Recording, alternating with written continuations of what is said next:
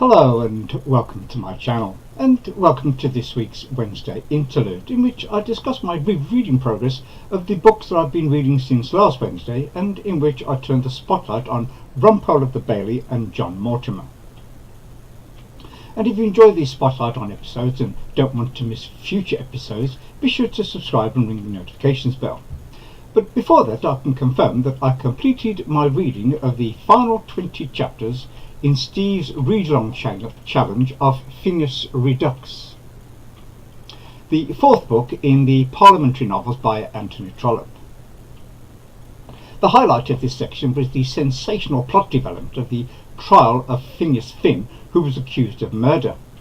His friends and admirers rallied round to try and get him acquitted and to restore him to society.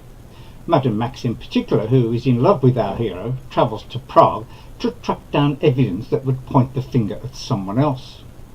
The trial is presented in great detail, and Trollope introduces the lawyer Chaffanbrass, who seems like a bit of an idiot, but in fact is a very clever and experienced Old Bailey hack who knows exactly what is required to present his client in the best possible light. When Madame Max returns from Prague with new evidence, Chaffanbrass makes a big deal of it, although in reality it does not change any of the circumstantial evidence against Finn. Nevertheless, he is acquitted to the satisfaction of all concerned. Now all his friends, lovers, colleagues, and even the government expect Finn to return in triumph to the house and to take office once again.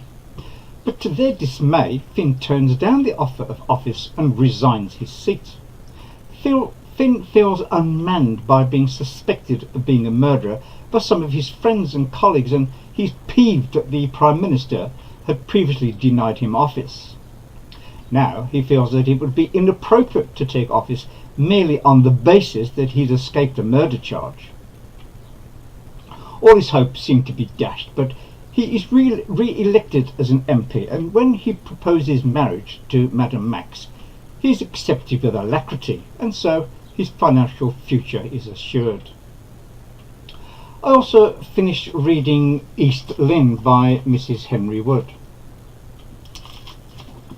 Coincidentally, this book also contains a murder charge and a lawyer who becomes an MP, and some political plot lines and a murder trial. The story is sensational, dramatic, and thoroughly enjoyable. Now let us turn the spotlight on Rumpole of the Bailey and John Mortimer. First, a little background information on the Old Bailey. The Old Bailey is the central criminal court of England and Wales, commonly called the Old Bailey after the street on which it stands. Part of the present building stands on the site of the medieval Newgate Jail. The Old Bailey has been housed in several structures near this location since the 16th century, and its present building dates from 1902.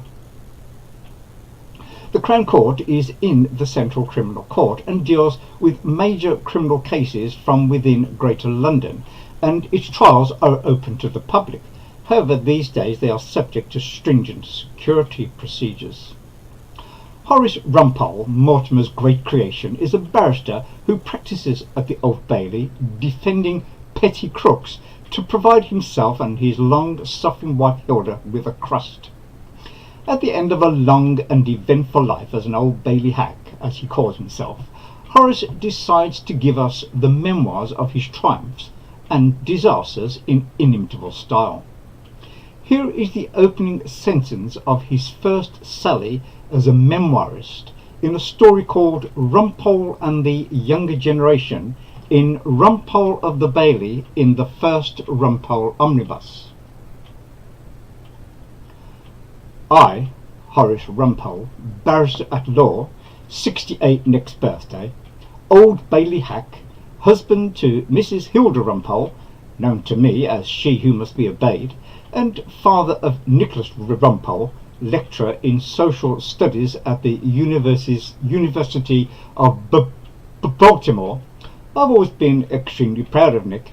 I, who have a mind full of old murders, legal anecdotes, and memorable fragments of the Oxford Book of English Verse, Sir Arthur Quiller Couch's edition, together with a dependable knowledge of bloodstains, blood groups, fingerprints, and forgery by typewriter, I, who am now the oldest member of my chambers, take up my pen at this advanced age during a lull in chambers. There's not much crime about. All the best villains seem to be off on holiday in the Costa Brava, in order to write my reconstruction of some of my recent triumphs, including a number of recent disasters, in the courts of law, hoping thereby to turn a bob or two which won't be immediately grabbed by the taxman, or my clerk Henry, or by she who must be obeyed, and perhaps give some sort of entertainment to those who, like myself, have found in British justice a long-life subject of harmless fun.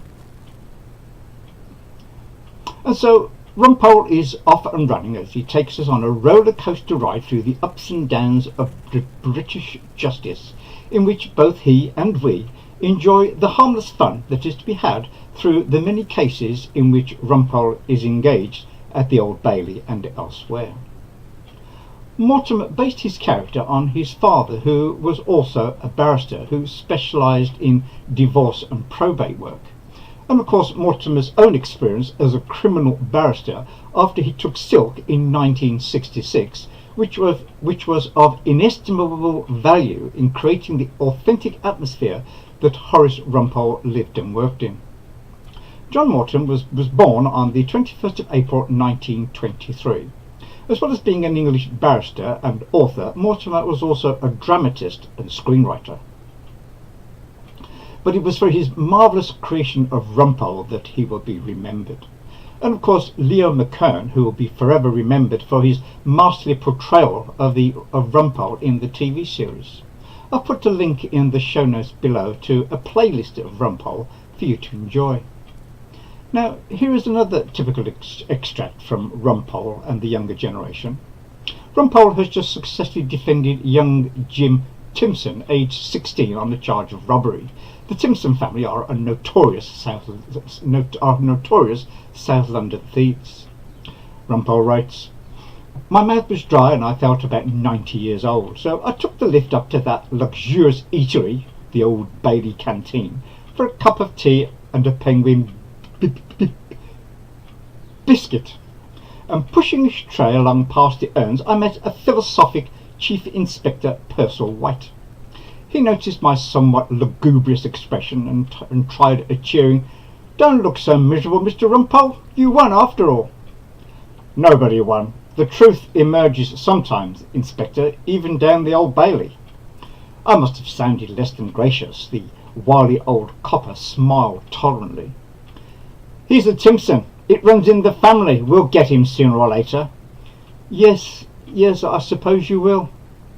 At a table in the corner I found certain members of my chambers, George Frobisher, Percy Hoskins, and young Tony Macleay, now resting from their labours, their wigs lying among cups of Old Bailey tea, cakes and chocky bix. I joined them. Wordsworth entered my head and I gave him an airing. 'Trailing clouds of glory do we come.' 'Marvellous win that, I was telling them.' Young Macleay thought I was announcing my triumph. 'Yes, Rumpole, I hear you had a splendid win.' Old George, ever generous, smiled, genuinely pleased. 'It'll be years before you receive the cheque,' Hoskins grumbled. 'Not in entire forgetfulness and not in utter nakedness, but trailing clouds of glory do we come. From God to his our home.' I was thinking of Jim, trying to sort out his situation with the help of Wordsworth. 'You don't receive payment for years at the Old Bailey. I tried to tell my grocer that. If you had to wait as long to be paid for a pound of sugar, I tell him, as we do for armed robbery.' Hoskins was warming to a well-loved theme, but George, dear old George, was smiling at me. John Mortimer suffered a stroke in October 2008 and died on the 16th of January 2009, aged 85.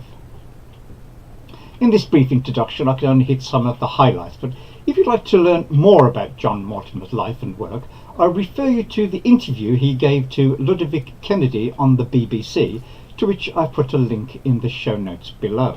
or the profile by Melvyn Bragg for LWT, also linked below. Let me know in the comments below if after hearing the extracts of Rumpole of the Bailey you are not tempted to try reading some of John Mortimer's stories of his character. If you are, I recommend the 3 omnibus volumes, which are easily obtainable.